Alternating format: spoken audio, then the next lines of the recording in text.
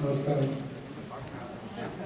అందరి ముందు నేను ఒక పరిచయం కోసం చెప్తూ రెండు పాటలు వినిపిస్తాను. ఎందుకంటే చిన్నప్పుడు మా నాయన ఉండేది మన కవిత్వం ఇప్పటికే దొరకచ్చు అంటే తెలియదు, నిజంగా తెలియదు. చాలా చదువుకుంటే కానీ దాని మౌలికాంశాలు తెలియకపోవడం వల్ల నేను బాధపడలేదు. తెలుసని ఆనందం లేదు. మా ఫాదర్ 4 మెట్లు కట్టుకొని పొద్దున్నే మా 6 ఎకరాల పొలం చాలా చిన్న వయసులో వస్తున్న పాట. అదేమిటి? ఏ గుజాము పొద్దు ఎన్నేల ఒడిసితే ఎరువు బండి కట్టి ఎద్దులని కట్టి ఎరువు గడ్డ నుంచి ఎరదుకి వరకు రేల పాటల మీద రాగాలు తీస్తుంటే ఆ కంచు గొంతుకు అల్లంత దూరాన ఆకసావయ్యే కాకి చెవ్వెట్టిను ఆకు నిండిన యాప కొమ్మలే గదులాడు. నాకు ఇందులో కాకి చెవ్వెట్టిన ప్రతిగైతే తెలియదు. ఆ దృశ్యం ఉన్నది. నేను గొప్పని చేసిందే లేదా మా నాయన పాడుతూ ఉంటట్లా కాకి ఆకాశం నాకు మనసులో ఉండదు. ఒక కాకి ఆ పాటకే యాప పొందినట్టు ఇది. అది చాలా నాకు కవిత్వం తెలియదు. అప్పుడు రాస్తున్నమాట. అక్కడి నుంచి మొదలై మా ఊరు పల్లె మీరు ఇంటిన చుట్టే పోతాను. మీరు అమెరికా వచ్చి చూసినాం. నిన్న వస్తే ఆ బట్టలు ఆ డ్రెస్ చూసినాక అందాల పోటీ దొరుకుతాయి. ఇక్కడ అందాలంటే నిర్వచనం. మా ఊళ్ళో అందానికి సంబంధించి మా ఊరే కాదు, తెలుగు నేరలు ఉత్తరాంధ్ర మొదలుకొని ఏ ఊరైనా సరే ఒక ఆమె పాట పడుతుంది. ఆ పాట అందరికి ఇచ్చి పాడతాను. ఆమె అందరం ఉంటుంది. ఆ అందరం ఎట్లుంటో చెప్తాను. కంచెరేగి తీపి ఓలే లచ్చువమ్మో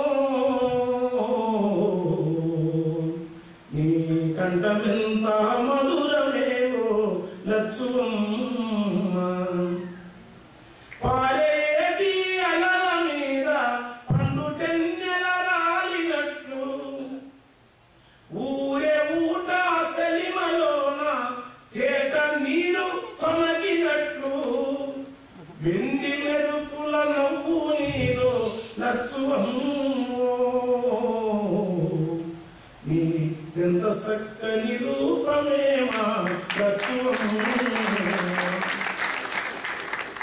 మంచ ఎక్కి కేక వెడితే కంచి మేఘలు చుట్టూ చేరును నీ అల్లరిని ఆల్లేగ దూడలు ఒల్లెకొచ్చి ఒదిగిపోవును పాలిపోయిన కందిసేనే లచ్చువమ్మో నీవు పాట వాడితే పూత పడుతుంది లచ్చువమ్మో కోడి కూతకు ముందు లేసి పేడ నీళ్ళ కల్లాపి చల్లి ముచ్చాటలుగా ముగ్గులేసే మునివేదు గోరు పైన ఆ పొద్దే ముద్ద గోరింటైతది లచ్చువమ్మో పొడయండ నీ మెడలారమైతది లచ్చువమ్మో నీ కాలిగందెల సవ్వడికి తావేళ్ళు ఇసుకల గంతులేస్తవి జాలిగల నీ చూపులకు తోడేళ్ళు సాధు జీవులైతవి దారిలో పల్లేరు ముల్లే లచ్చువమ్మో నీ కాలు మోపితే మల్లెలైతవి లచ్చువమ్మో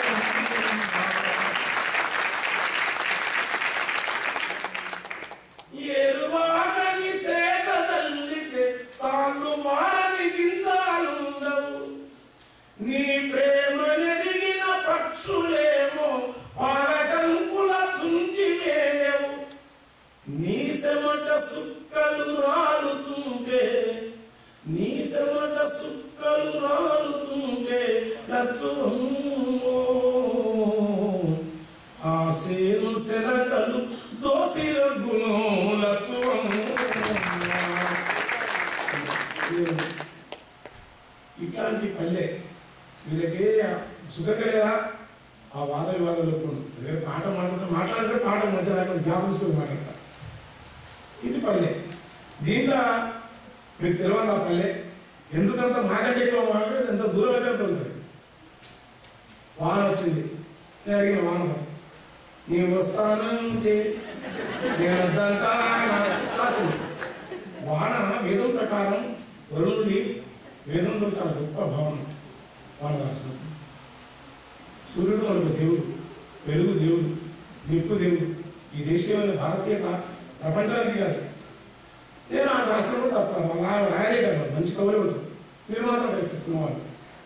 ఇంకో ఆయన రాస్తుంది యోగి. మన దేశంలో యోగి అంటే ఉత్తముడు యోగి, మధ్యముడు జ్ఞాని, కనిష్ఠుడు కళావదేవుడు, చివరివాడు స్థిరుడు, అదముడు మనువును కోరి యోగితో దగ్గరగా పయనించవాడని చెప్పినాడు కవి. అది వేరు. అయితే అట్లాంటి యోగి అంటే మనకు నిర్వికారం సర్వావస్థలందు సర్వకాలందు. నేను కవితా ప్రసిద్ధి చాలాసార్లు పరీక్షించాను. అవధానం పూలేస్తే ఆయన కళ్ళలో త్రిపురాసులు మేసము వాళ్ళు మన కళ్ళు చాలా మంది అవధానం ముందు వాళ్ళని సన్మానిస్తుంది. అప్పుడు నేను ఆయన ఎవ్వరి పట్ల ఒక అంటే ఒక రకమైన స్థితిగట్ల ఆ సాంప్రదాయం యోగులు అది చాలా మంది మనం చూస్తాం. చాలా మంది మనం పెద్దోళ్ళు చూసినాం. వాళ్ళందరికీ మనసుకుంటారు. వాళ్ళ ప్రస్తావించిన కూడా మనం అడగడం కాదు. అయితే ఒరి యోగి కోరికేరా నవలేరా పీకేరా గుండెరా కసరా కొట్టురా ఇది మాట. యోగి ఎందుకు యోగి అంటేనే ఆయన సినిమా కాదు. సినిమా రచయితలు అంటారు. రచయితలు ఎవరిని విమర్శించరు. ఎందుకంటే అది చెప్తారా కదా.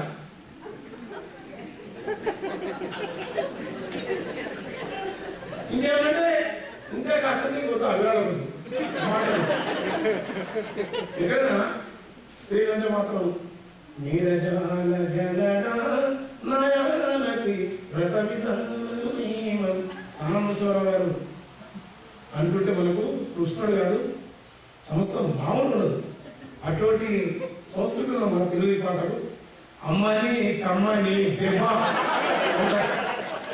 కొడితే అంటారట.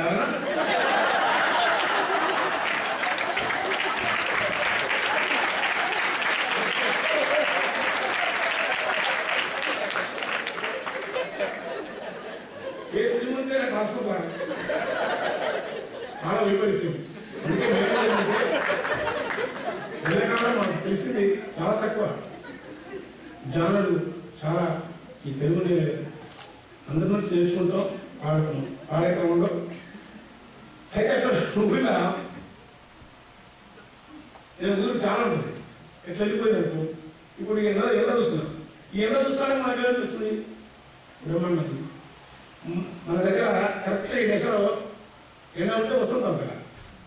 మామిళ్ళు చిగురేసి మారాకు దొడిగే మంచు తెమ్మెర గరిగి శిశిరమెనుకకు జరిగే కాడకు మూడేసి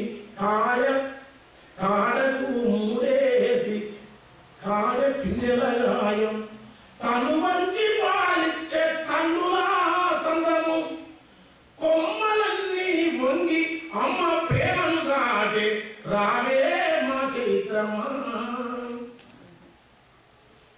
మనుమధుని విరిశరము గురి తప్పి మోదుకులా తను వెళ్ళ నాటుకొని తాపమై విరిసెను అను అనువు వలకెంపులరించే మోదుగుల పైవాలి నా పదుల పిట్టెల గుంపు యక్షులో దేవతలు గాన గంధర్వులో పరకాయ క్రియ చేత పక్షులై వాలిలో పరకాయ క్రియ చేత పక్షుల